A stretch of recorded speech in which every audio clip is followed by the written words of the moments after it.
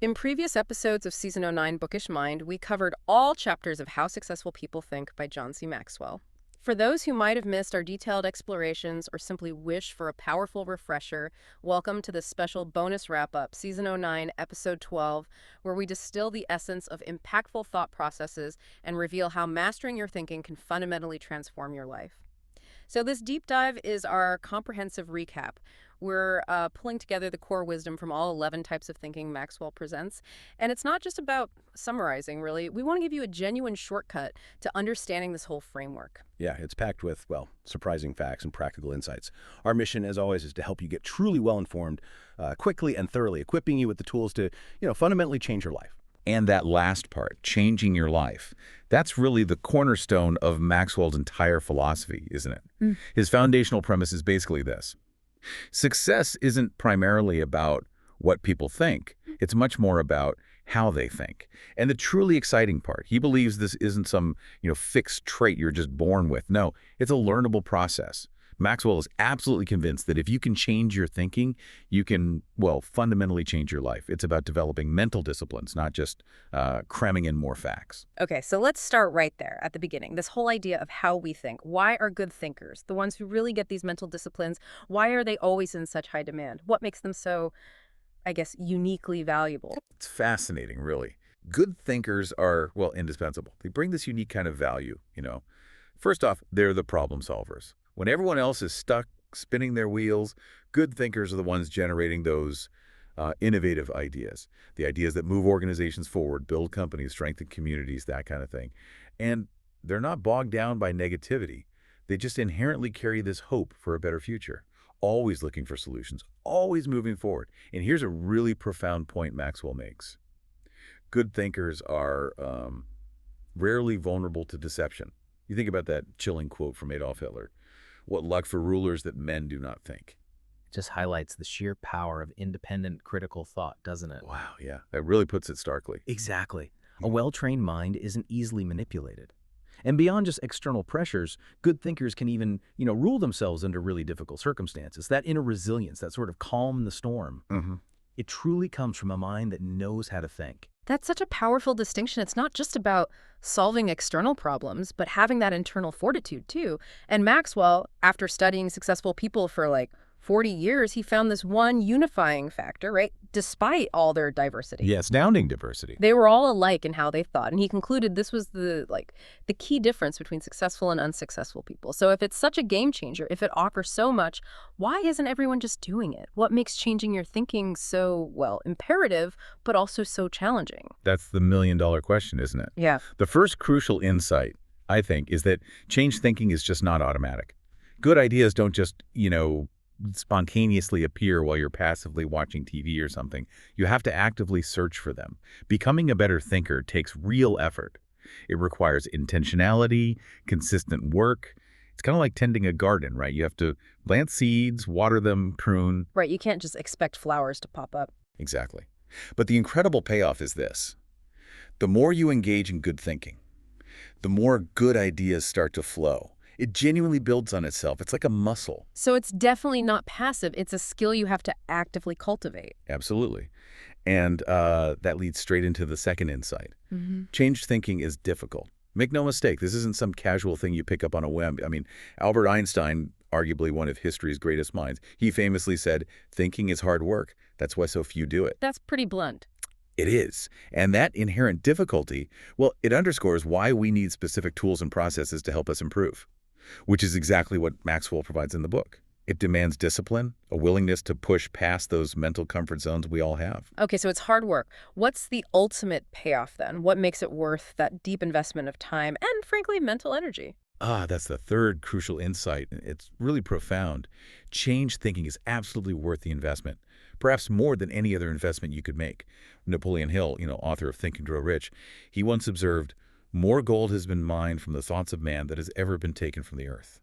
Wow. Yeah. Just think about the implications of that for a second. Physical investments like gold mines, they eventually cap out, right? Stock markets can crash. Real estate can plummet. They're all transient. But a mind capable of good thinking, Maxwell calls it a mind that never runs out. It's just this priceless, enduring asset that continually generates value, opportunity, new insights, regardless of what's happening outside. That reframes it beautifully. A truly inexhaustible resource. Yeah. Okay, so it's challenging, yes, but profoundly rewarding. This brings us to Maxwell's actionable steps. How do we actually cultivate this better thinking? What are his key steps for us? Yeah, he lays out a really clear, very practical path. First step, expose yourself to good input. Good thinkers actively prime the pump of ideas, as he puts it. This isn't just passive consumption like scrolling social media. It means constantly seeking out new information, new perspectives. Read widely, review trade magazines in your field, listen to insightful podcasts or audio programs, and critically, spend time with other good thinkers. But here's the key part. When something intriguing catches your attention, maybe an idea you had or something someone else said, write it down. Keep it somewhere, your favorite thinking place, he calls it. Could be a notebook, a digital file, whatever works. The point is to constantly stimulate further thought. It's about ignition, not just memorization. Okay, so actively gathering fuel for the fire. Exactly. And second, and this is so crucial, expose yourself to good thinkers. You've got to surround yourself with people who genuinely challenge your thinking, not just people who echo what you already believe. Maxwell himself points out that everyone in his core circle, his wife Margaret, his close friends, the executives running his companies, they're all sharp thinkers who push him to grow. There's that old proverb, right? Sharp people sharpen one another, just as iron sharpens iron. If you truly want to be a sharper thinker, you absolutely need to be around sharp people. It's almost like osmosis. I really appreciate that focus on curating your intellectual environment. It makes total sense. So once you're primed with good input and surrounded by good thinkers, what's next? Third, and this is where the intentionality really kicks in, you must choose to think good thoughts. This means making thinking a deliberate discipline. You have to carve out dedicated time for it. Maxwell gives this powerful example of Dan Cathy, the president of Chick-fil-A. He actually schedules significant thinking time blocks, half a day every 2 weeks, a full day monthly, and even 2 or 3 full days annually. Wow, that's commitment. It is, and he does it, as he says, to keep the main thing, because he knows how easily the daily grind can distract you. So the takeaway for all of us is, create your own dedicated thinking time, even if it's just 15 minutes a day to start. And always, always capture your ideas in writing. An unwritten thought just vanishes. Yeah, gone in an instant. Okay, so capture the thoughts, then what? Fourth, you have to act on your good thoughts. This is where, honestly, a lot of people fall short. Ideas, Maxwell emphasizes, have a short shelf life, almost like perishable goods. There's an expiration date. Ah, never thought of it like that. Yeah. You can't just collect ideas like stamps. You have to apply them, put them to work. There's this great quote from the World War I flying ace, Eddie Rickenbacker. His 6-word formula for success was simply, think things through, then follow through. Think things through, then follow through. Simple but powerful. Exactly. An idea, no matter how brilliant, without action. It's just a thought. It doesn't actually make an impact. That's such a critical bridge, isn't it? Bridging that gap between having a great thought and actually making it happen. What about emotions? Sometimes they feel like they get in the way of clear thinking. How do they fit into this process Maxwell describes? That's a great question, and it's a nuanced point he makes. Fifth, Maxwell says to allow your emotions to create another good thought. Now, hang on. This isn't about letting your feelings start the thinking process. You can't just wait until you feel like thinking. That's not how discipline works. Right. But once you have engaged in good disciplined thinking and you experience some success, even a small breakthrough, you can use those positive emotions. Use them to feed the process, to create what he calls mental momentum.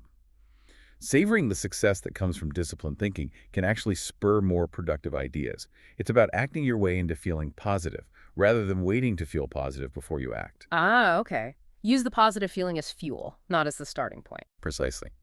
And finally, number 6, repeat the process. One good thought, just one, won't sustain a successful life. Think about one-hit wonders in music or writing, right? The author with one bestseller, the speaker with one viral message. Yeah, they struggle to replicate it. Exactly. They often try to live off that single nugget of gold. But true, sustained success comes to those who continually mine an entire mountain of gold. Consistent repetition of good thinking, making it a daily habit. That's the key to sustained productivity and lifelong achievement. It's a marathon, not a sprint. So it's this ongoing iterative cycle that just keeps building on itself. That sounds like a masterclass in turning insights into actual impact. You also mentioned Maxwell's specific places for thought development. How does he structure the evolution of an idea, like from that first little spark to actually applying it in the real world? Yeah, this is where Maxwell gets super practical. He has this framework, a kind of pathway, that guides an idea from just a notion to full realization. The first stage is to find a place to think your thoughts. And this isn't, one size fits all. Different people find inspiration in different places. Some people think best in the shower, others walking in a park. Maxwell himself finds clarity in his car, on planes, even in the spa. He famously keeps a lighted writing pad by his bed for those middle-of-the-night ideas. Ah, I need one of those. Me too. But the critical piece is consistency. Regularly visiting these dedicated thinking places allows thoughts to really find a place in you. It's like creating mental real estate for ideas to show up. So it's not just waiting for inspiration, but actively creating the environment for it. Okay, makes sense. What happens once an idea does emerge? Second, you need to find a place to shape your thoughts. Ideas rarely arrive fully formed, like a perfect sculpture. They're more like raw clay. They need rigorous scrutiny. They have to stand the test of clarity and questioning, as Maxwell's friend Dan Ryland puts it. And writing your thoughts down is absolutely crucial here. Professor S.I. Hayakawa famously said, "Learning to write is learning to think. You don't know anything clearly unless you can state it in writing." That's powerful. Writing is thinking. It really is. This shaping process brings out the true potential of an idea. And Maxwell notes that it isn't just about the idea itself. This process also reveals things about himself: humor, humility, excitement, creativity, fulfillment, honesty, passion. Often it's a catalyst for personal change too. So it's about refining the raw material, letting the idea take form, and maybe even growing yourself in the process. Okay. What's next in this journey? Third, you must find a place to stretch your thoughts. This is key. Don't make the mistake of developing ideas in isolation. Maxwell admits he used to do this. It's absolutely essential to involve other people to expand ideas to their greatest potential. He offers this powerful formula: the right thought plus the right people in the right environment at the right time for the right reason, the right result. That's quite a formula. It is, but it captures the essence. This combination, this collaborative stretching, is what unlocks the full power of any thought. It makes it stronger, more robust, really ready for the real world. Okay, stretch it with others. Then what? Fourth is to find a place to land your thoughts. As the author C.D. Jackson said, great ideas need landing gear as well as wings. Good analogy. Isn't it? An idea that just stays an idea floating around. It doesn't make a real impact. The true power lies in its application. Think about Einstein's theory of relativity. Revolutionary ideas back in 1905, 1916, but their real, tangible impact. That came decades later with the nuclear reactor in 42, the bomb in 45. When his theoretical ideas were finally developed and implemented, the world changed irrevocably. The theory needed landing gear. Exactly. Maxwell suggests you need to land your ideas with 3 specific audiences. First, yourself, for integrity. Before Maxwell teaches anything, he asks himself 3 questions. Do I believe it? Do I live it? Do I believe others should live it? If he can't say yes to all 3, he hasn't landed it for himself. Second, the key players, the influencers, the people who will actually carry the idea from concept to implementation. And third, those most affected, the people on the firing line, as he calls them. They provide that crucial reality read to make sure you don't miss the mark. Their feedback is invaluable. That's such a comprehensive approach, making sure an idea doesn't just stay in your head, but actually connects with reality and the people involved. What's the final step? Fifth, find a place to fly your thoughts. The philosopher Henri Louis Bergson gave great advice here. Think like a man of action, act like a man of thought. Thinking without application is ultimately unproductive. When you develop good thinking into a lifetime habit, it leads to lifelong success and productivity. Once you've created, shaped, stretched, and landed your thoughts, then flying them, putting them into consistent, meaningful action becomes not just effective, but genuinely fun and easy. It's the natural culmination of the whole process. That really emphasizes the entire life cycle of an idea. And you mentioned earlier that being a good thinker isn't just one thing, like having a super high IQ or knowing tons of facts. Can anyone truly become this kind of thinker? Or is it reserved for, a select few? That's such a crucial point Maxwell drives home. This ability is genuinely accessible to anyone. It doesn't matter what your background is, your education level, even your physical circumstances.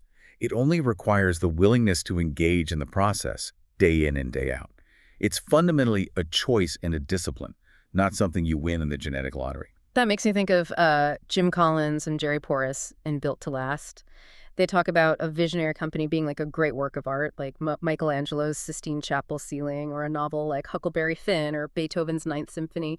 You can't just point to one single thing that makes it great. Right. It's the entire work, well, the pieces working together that leads to enduring greatness. That is a perfect analogy for this. Good thinking is strikingly similar. To achieve truly great things, you need to integrate all 11 of these thinking pieces that Maxwell outlines. The goal of his book and this deep dive isn't to tell you what to think, is to equip you with the skills of how to think. And mastering these skills, especially shared thinking, which we'll definitely get into, that really helps compensate for your weak areas and will, yes, fundamentally transform your life. Okay, let's dive into those 11 types then. Let's distill the essence of each. We'll start with number 1. Cultivate big picture thinking. David Schwartz once said, "Where success is concerned, people are not measured in inches or pounds or college degrees or family background. They are measured by the size of their thinking." What does it truly mean to cultivate this big picture thinking, and why is it so vital? Yeah, big picture thinking. It's about bringing wholeness, maturity, perspective to your thoughts. Imagine, like, expanding the frame of a photograph. Suddenly you see not just the main subject, but the whole context, the environment, how everything connects. And this doesn't just expand what you see, it expands what you're able to do. A great example is Jack Welch at GE. He was constantly reminding employees that the ongoing relationship with the customer was way more important than just a single sale. That's big picture thinking, Yeah. seeing the long game. Okay, so why does it matter so much? Well, for one, it enables truly effective leadership. Leaders have to see the vision before anyone else. They need to size up complex situations, discerning both the possibilities and the potential problems. They sketch out a clear future, including the challenges. They show how the past connects to the future, giving things meaning. And it empowers them to seize the moment when timing is crucial. Winston Churchill famously said something like, "There comes a special moment in everyone's life, a moment for which that person was born. When he seizes it, it is his finest hour." Big picture leaders operate on that grander scale. They see the whole board. I can definitely see how that would prevent getting lost in the weeds, the day-to-day stuff. It offers clarity, which is so valuable. How do we actually acquire this kind of expansive thinking? One really important way is to learn from every single experience, both your successes and, maybe even more importantly, your failures. Big picture thinkers constantly broaden their outlook because they stay teachable. The greater the variety of your experiences, the more potential you have to learn. So, get out there, try new things, take some chances, and then crucially, reflect afterwards. Win or lose, what did you really learn? Another key step is to gain insight from a variety of people. Don't just learn from your own bumps and bruises. Proactively seek out advice from others who have expertise where you don't. Maxwell talks about intentionally seeking out NFL head coaches just to ask them about teamwork, listening to their perspectives. That's specific. Yeah, but be selective. Choose people who are knowledgeable, genuinely caring, and deeply experienced. They can offer new lenses to view your own challenges and opportunities. That's a great challenge to intentionally broaden our perspectives.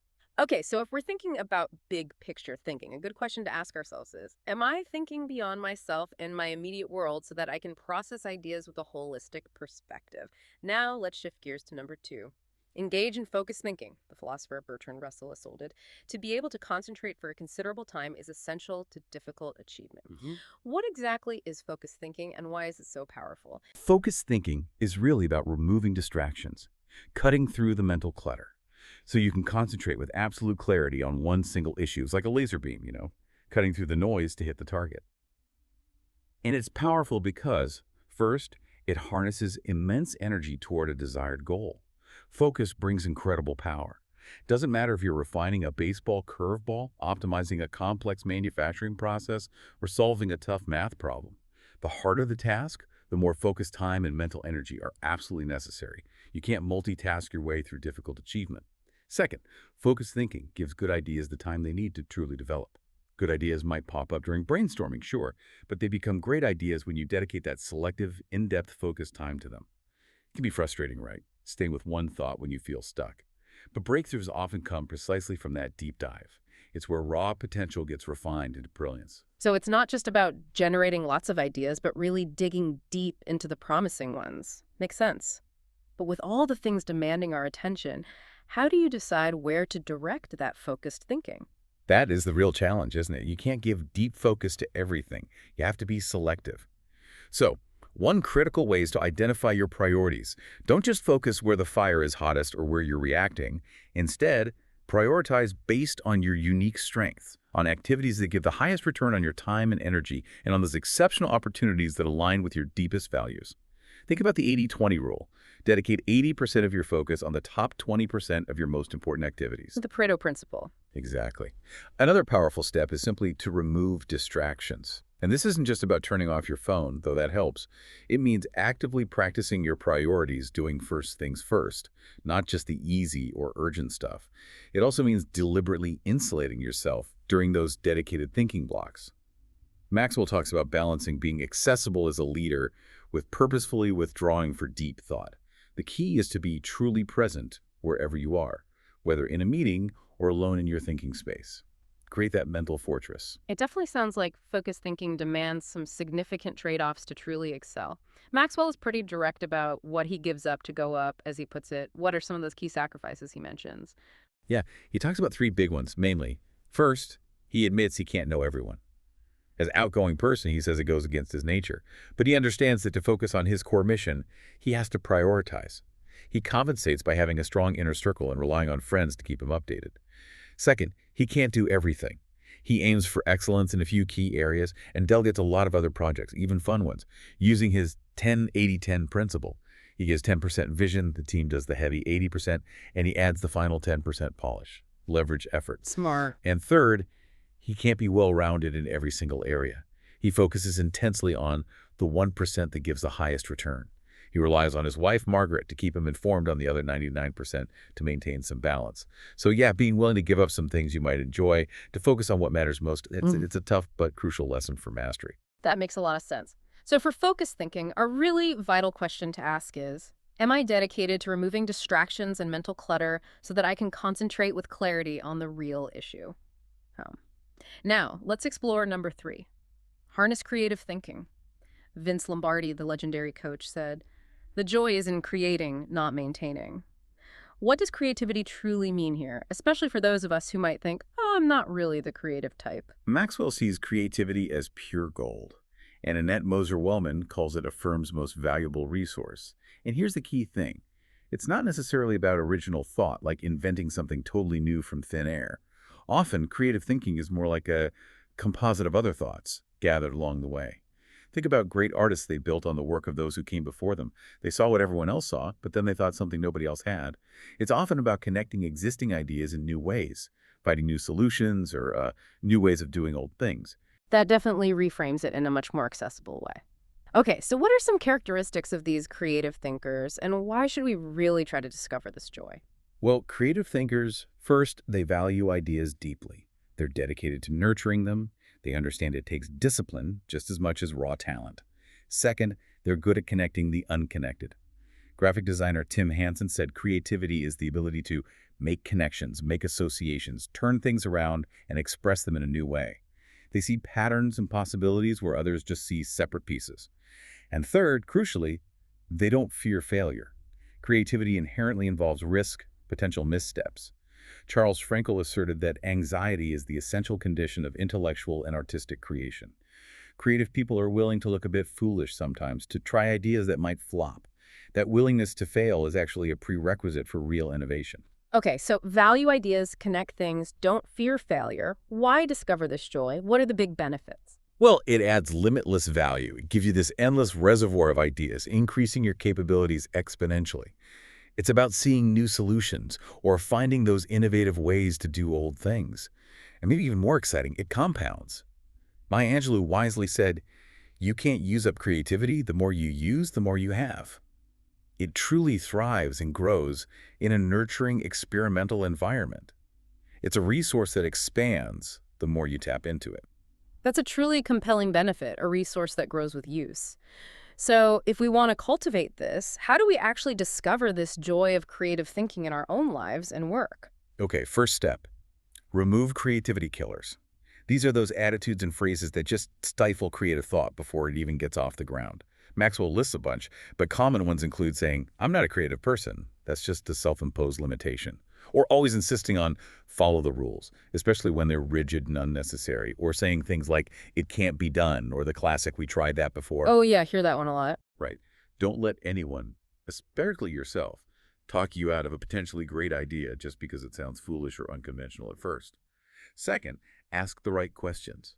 Creativity is often sparked by asking probing questions that open new pathways, not wrong questions that shut down thought. Sir Anthony J. noted, the uncreative mind can spot wrong answers, but it takes a creative mind to spot wrong questions. Instead of asking, is this possible? Maybe ask, why must it be done this way? Or what's the real root problem here? Or even, what does this remind me of and how can I connect those things? These questions naturally lead to new ideas. And third, develop a truly creative environment. Create a sort of greenhouse where ideas can flourish. This kind of environment actively encourages creativity. It's celebrated, not just tolerated.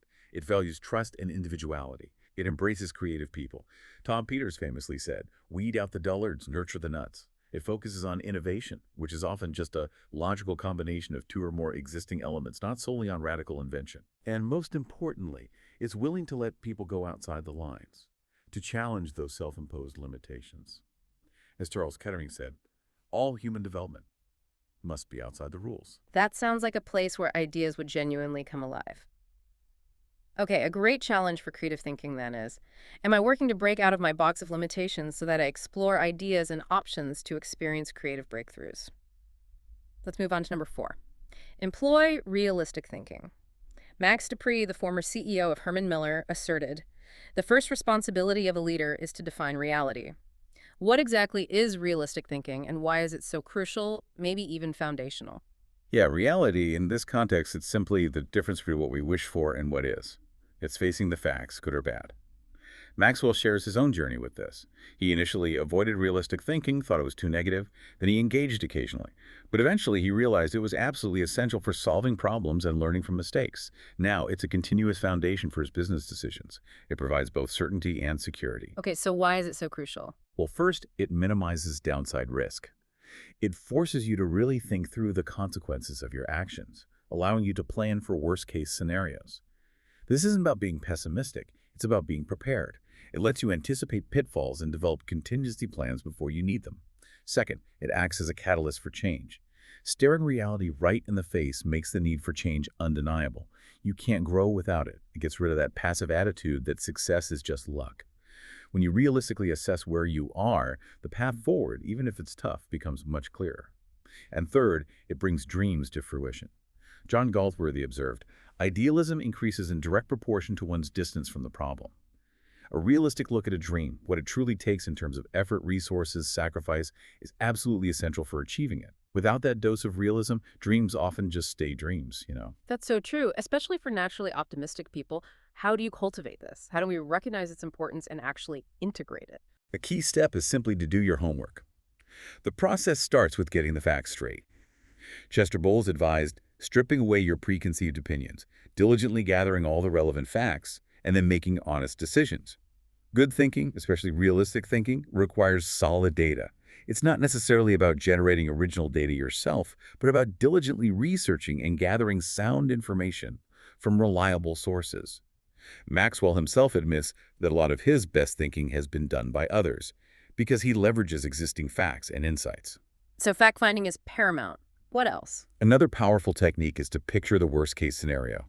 Mentally walk through those what-if questions. What if sales fall short? What if our key supplier goes bankrupt? What if our best player gets injured?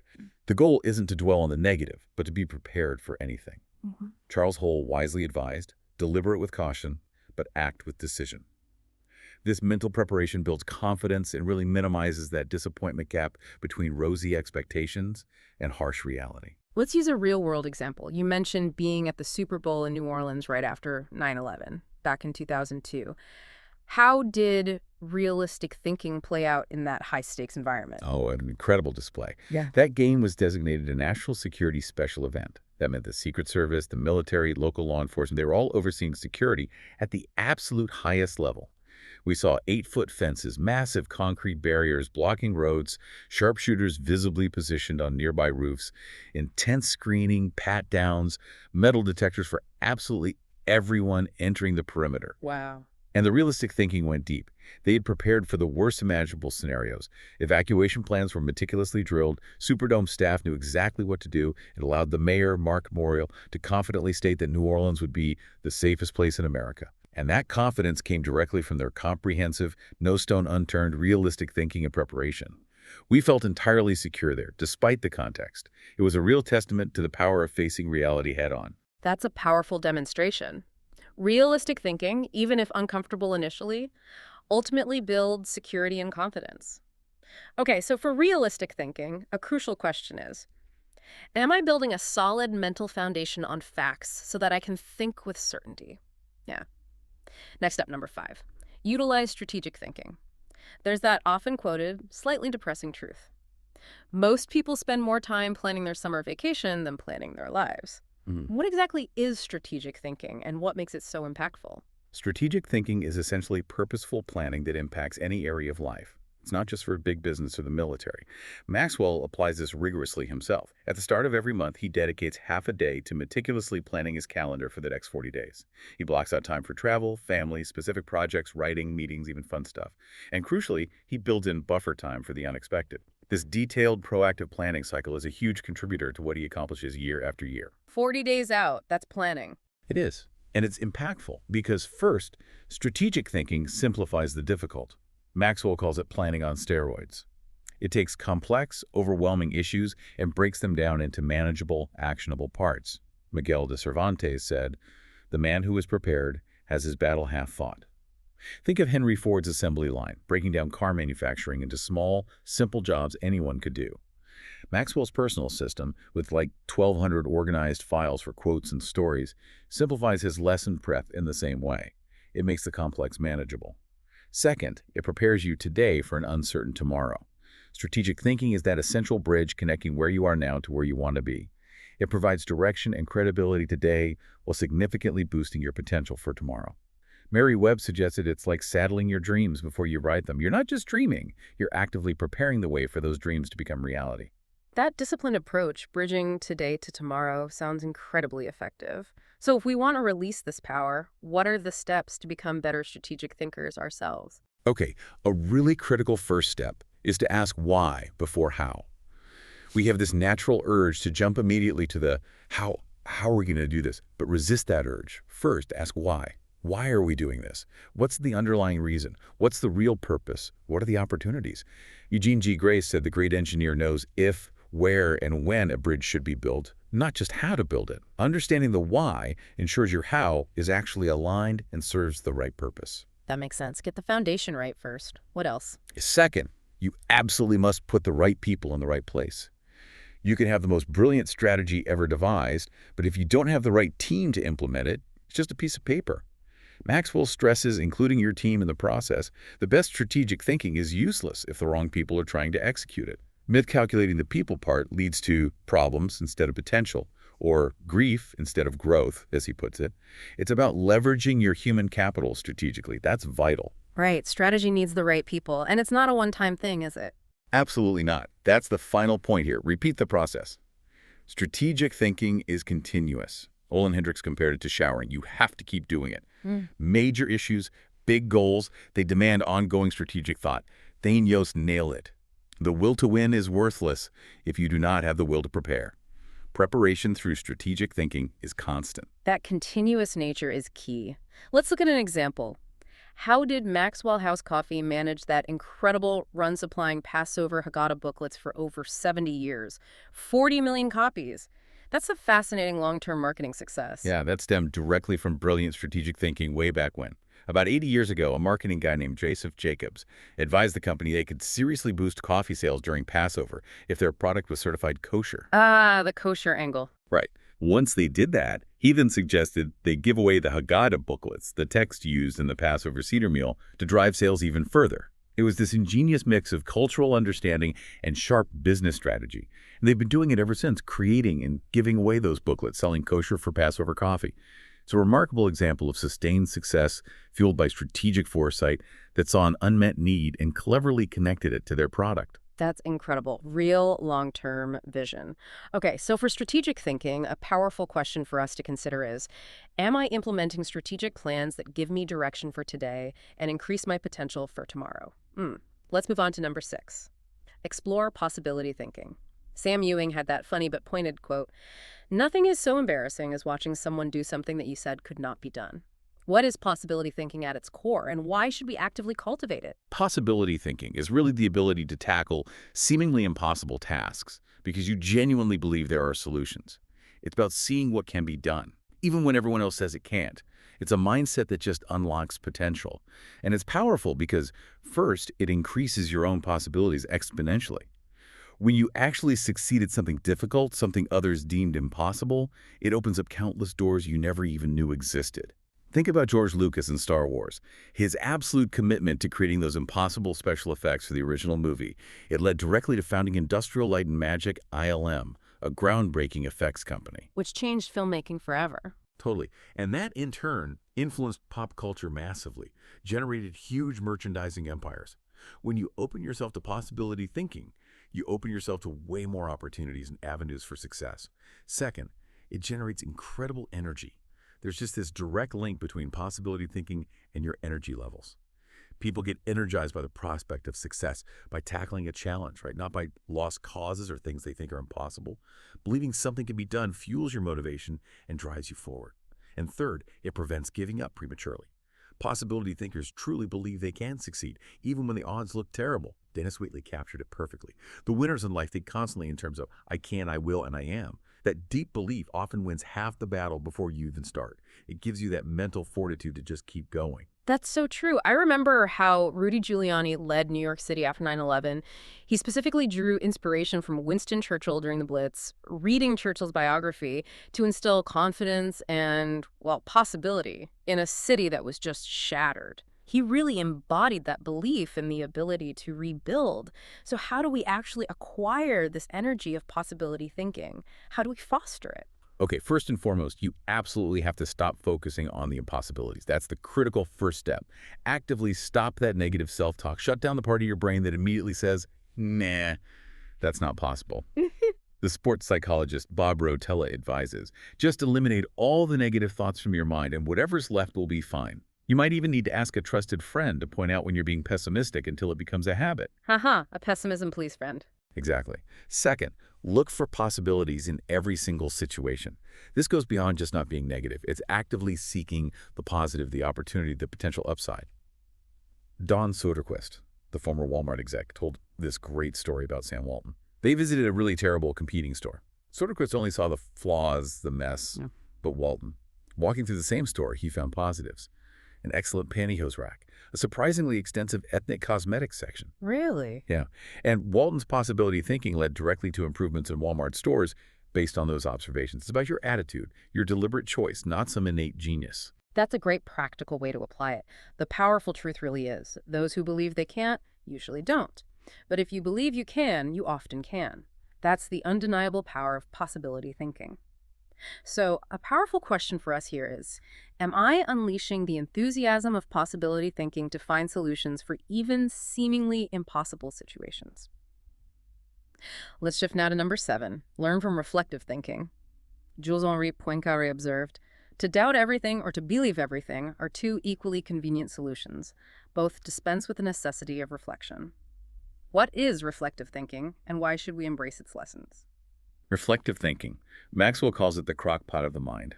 It's about letting thoughts and experiences simmer slowly, until they're really done, until you've extracted all the valuable lessons.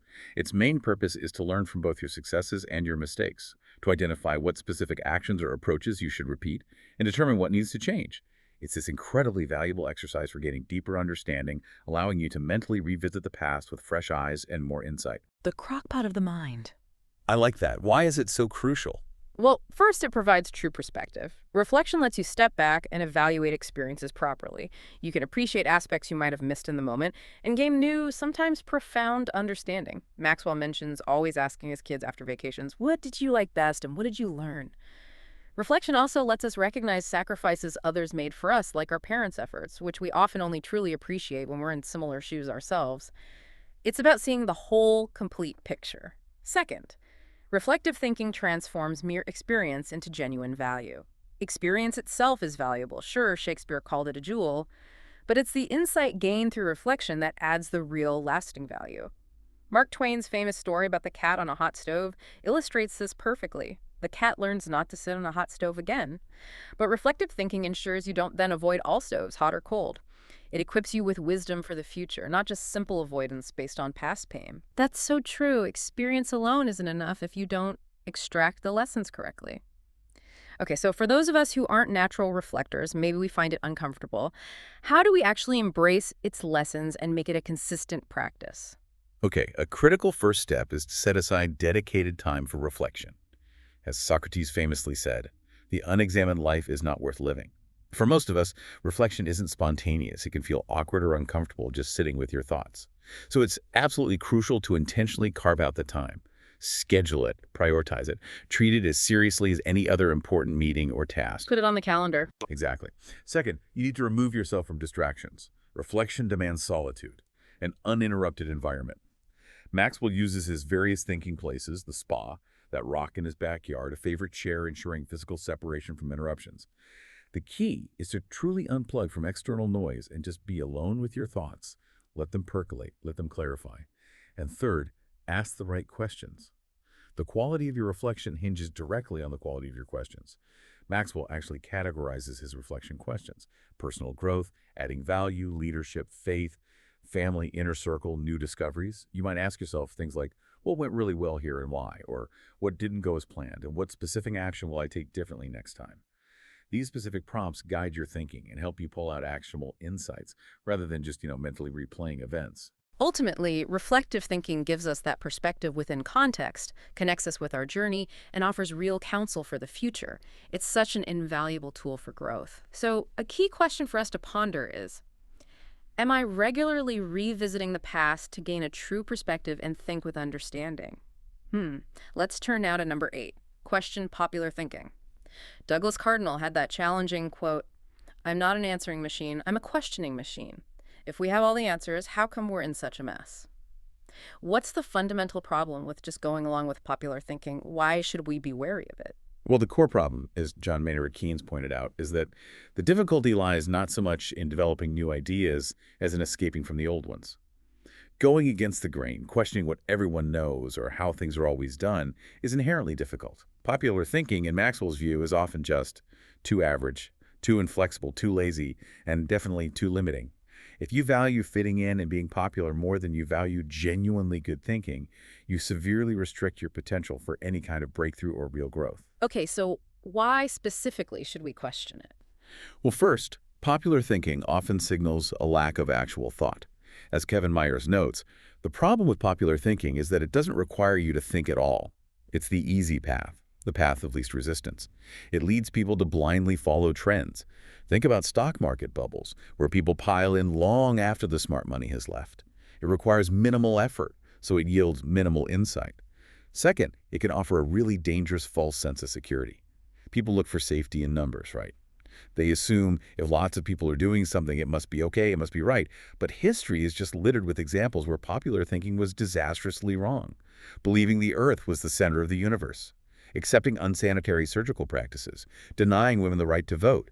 Even horrific events like Nazi Germany were fueled by popular yet deeply flawed thinking. That's a sobering point. It is. There's a huge difference between widespread acceptance and actual intelligence or wisdom. Think about massive credit card debt today. It's common, it's accepted, but is it wise? Often not. So it can actually be quite dangerous if we're not discerning. How do we cultivate the habit of questioning popular thinking ourselves? How do we swim against the current? Okay, a key first step is simply to think before you follow. Don't automatically conform just because you're afraid of standing out or because you assume there's wisdom in the crowd. Be willing to be unpopular sometimes.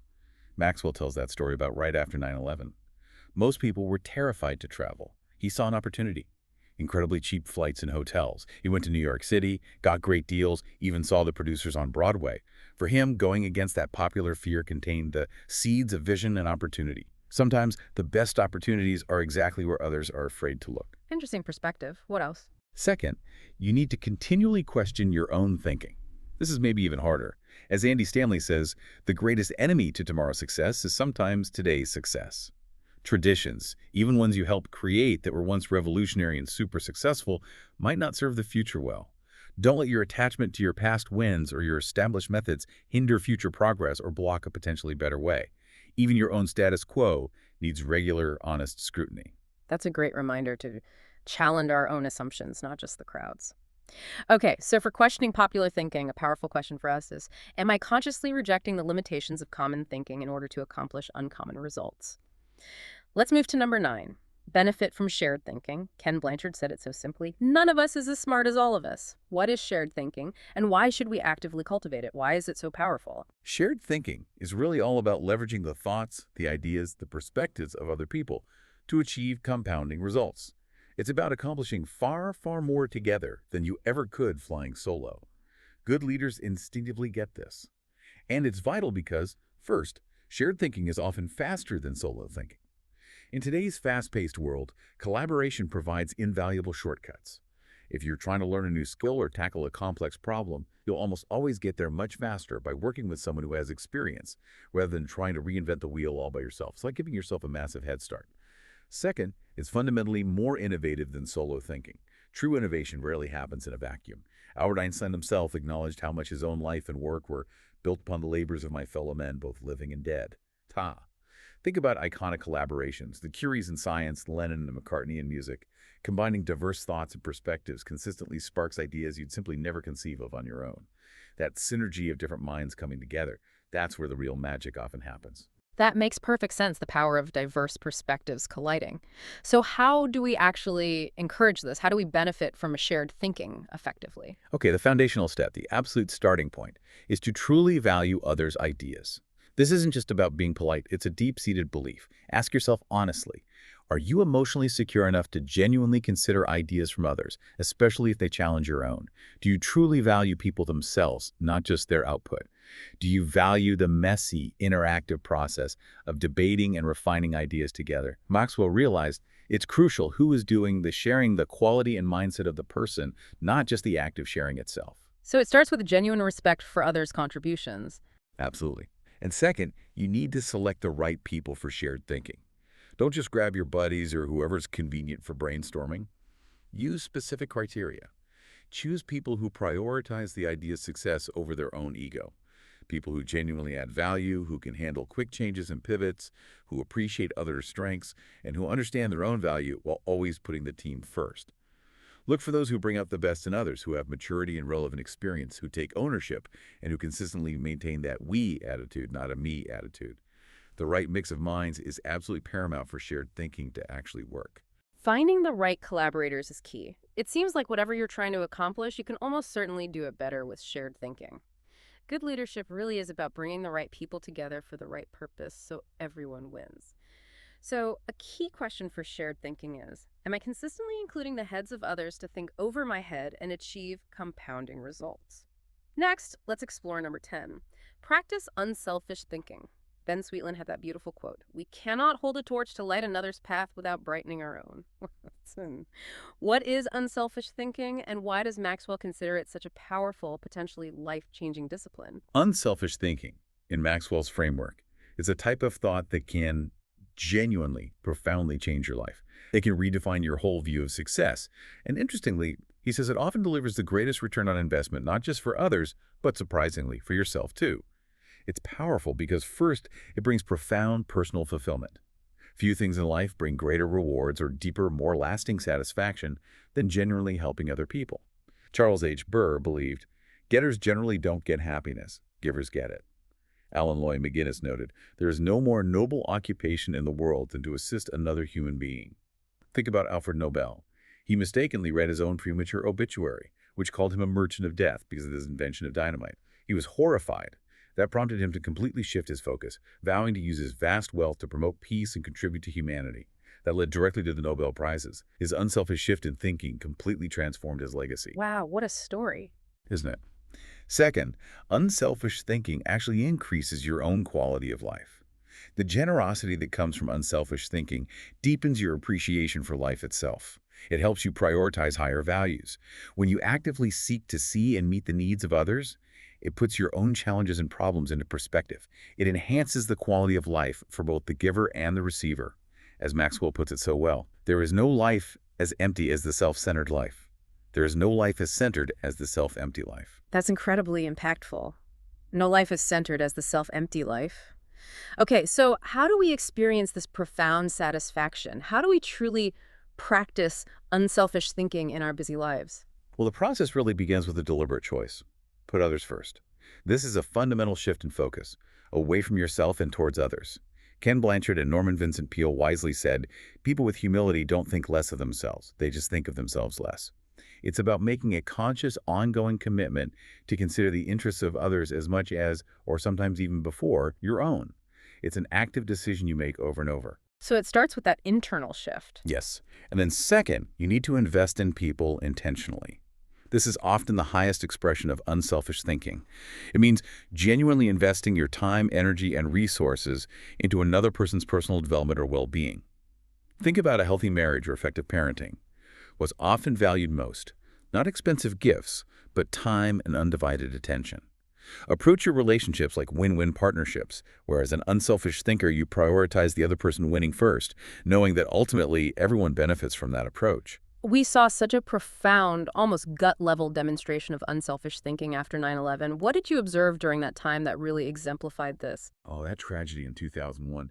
It brought out this incredible, almost instinctive unselfishness that was just deeply moving.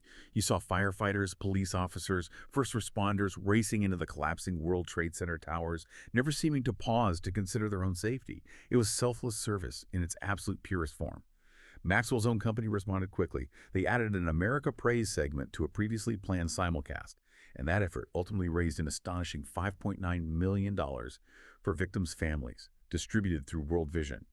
And Maxwell himself went to Ground Zero less than 2 weeks later, not just to witness the devastation, but specifically to thank and pray for the workers who were tirelessly, grimly clearing the wreckage.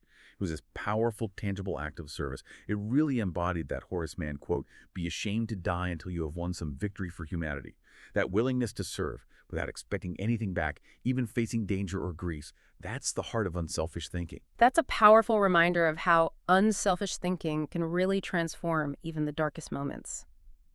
Okay, so a deep question for us to consider here is, am I continually considering others in their journey in order to think with maximum collaboration and impact? Okay. Finally, let's explore the 11th type. Rely on bottom-line thinking. Thomas Edison famously, maybe cheekily, said, "There ain't no rules around here. We're trying to accomplish something." Yeah. How do you define bottom line in this context beyond just financial profit, and why is it so essential? Yeah, Maxwell significantly broadens that definition. He defines bottom line as the ultimate end, the main takeaway, the desired result of any activity. It doesn't matter if it's your job, a church service you're involved in, or even your efforts as a parent. Every single activity, every role we play has its own unique bottom line, its ultimate purpose, the thing it's really trying to accomplish. That's a really profound redefinition of success, thinking beyond just money. Let's use that example of Frances Hesselbein and the Girl Scouts of America. This was back in 1976. The organization was struggling, lack of direction, teens weren't interested, trouble recruiting volunteers. How did she apply this kind of bottom line thinking? What was her bottom line? Hesselbein, who became this incredibly influential management guru later, started by asking really fundamental clarifying questions. She asked, what is our business? Who is our customer? And what does the customer consider value? Right. Through that deep dive, she realized the Girl Scouts had to manage for a mission, not just manage activities or maintain traditions. Okay, so what was that mission? What was the bottom line? It was profoundly simple, but powerful, to help a girl reach her highest potential. That became their unwavering compass. That clear mission then guided every single corporate goal, every operating objective. Once that purpose was crystal clear, then she could effectively reorganize staff, create a streamlined planning system for the regional councils, introduce essential management training. She also innovated their activities, making them more relevant to the times, shifting focus to things like computers instead of just, say, tea parties. And she actively pushed for minority and low-income participation, which ultimately tripled minority engagement in the organization. And what was her lasting legacy from focusing so intensely on that mission-driven bottom line? Well, Hesselbein completely transformed the Girl Scouts into this thriving first-class organization. Her impact was so significant that she later co-founded the Peter F. Drucker Foundation for Nonprofit Management and eventually received the Presidential Medal of Freedom. President Clinton's words about her capture this expanded view perfectly. He spoke of a remarkable recipe for inclusion and excellence, whose bottom line is measured not in dollars, but in changed lives. Here's a powerful testament to having a clear, purpose-driven bottom line. Measured in changed lives. Powerful. Why is this clarity so beneficial? Because, fundamentally, bottom-line thinking provides incredible clarity. It's like bowling, right? You know your performance immediately and clearly by how many pins you knock down. Bottom-line thinking gives you that unambiguous benchmark to measure your outcomes. It ensures all the smaller activities, all the daily tasks, are purposeful and aligned precisely with that larger ultimate goal. It cuts through the noise and keeps you focused on what truly matters. That's such a helpful analogy. Okay, so for bottom line thinking, a great final question for us to consider is, am I identifying and focusing on the ultimate desired result in every area of my life and work? And with that, wow, we've come full circle through Maxwell's 11 powerful thinking disciplines. From seeing the big picture to focusing intently, harnessing creativity, employing realism, utilizing strategy, exploring possibilities, learning from reflection, questioning popular thought, benefiting from shared wisdom, practicing unselfishness, and finally relying on that ultimate bottom line. It's really been an incredible journey through the transformative power of how we think. He truly has, and this deep dive, I hope, has highlighted a really powerful truth. Mastering how you think. It's not some inherent trait you either have or you don't. It is absolutely unequivocally a learnable skill. It's accessible to anyone who's willing to engage in the process. Consistent engagement with these 11 disciplines isn't just, a good idea. It's the true pathway to transforming your life and really unlocking your full potential. So as we wrap up this deep dive into how successful people think, I want to leave you with this to really ponder. Which one of these 11 thinking skills, if you were to prioritize it, truly master it starting today, which one would create the most profound ripple effect in your life right now? Don't just think about it vaguely. Identify a concrete, actionable first step you can take this week to begin cultivating that specific skill. What will you do?